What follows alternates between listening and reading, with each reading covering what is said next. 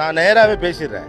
இதற்கு முந்தைய தலைமுறையை விட கலாச்சாரத்துல இந்த தலைமுறை சிறப்பா தான் இருக்கு. 2 பொண்டாட்டி உண்டா சார்? இப்ப இன்னைக்கு உங்க காலத்துக்கு முந்தின சர்வசாதாரணமா 2 பொண்டாட்டி உண்டு. இன்னைக்கு வேணா 2 பொண்டாட்டி கட்டிட்டு இருக்கானா இன்னைக்கு இருக்க பையன்? தாத்தாவோட தாத்தாக்கு எல்லா இடத்துலயும் தொடுப்பு இருந்துச்சு, இன்னைக்கு பையனுக்கு இருக்கா? கேட்க வேணானே. அப்ப நீங்களா கலாச்சாரத்துல சீர்கட்டவனா? இது என்ன சார் பேச்சுது? உங்க பிள்ளைகளை பற்றி நீங்களே தவறா பேசுவீங்கன்னா என்ன அர்த்தம்? ஒரு காலத்துல ஜாக்கெட் போட்டா தப்பு, நீங்க புள்ள பெத்த பிறகு என்ன ஜாக்கெட் போட்டுக்கிட்டு கேவலமா பேசுறீங்க. இன்னைக்கு ஜாக்கெட் போடலன்னா அசிங்கம் எடுதானே. ஜாக்கெட் போட்ட பொம்பளை தப்பா பேசுனீங்கல்ல, அது என்ன கலாச்சாரம்? அதை விட ஒரு கேவலமான கலாச்சாரம் இருக்கா? ஏன் அப்புறம் ஐடிக்கு அனுப்புறீங்க? உங்க பிள்ளைகள் ஐடியை காரி திப்பிக்கிட்டே ஐடியில் இருக்கவனுக்கு திட்டிக்கிட்டே எதுக்கு ஐடிக்கு அனுப்புறீங்க? இதெல்லாம் நம்ம பிள்ளைகளை நம்மளே பேசுறது தப்பு இல்லையா? என்ன இது? அப்படி யாருமே பேசுறது கிடையாது. நமக்கு மட்டும் இதுதான் சார் அட்டை, இதுதான் அட்டை.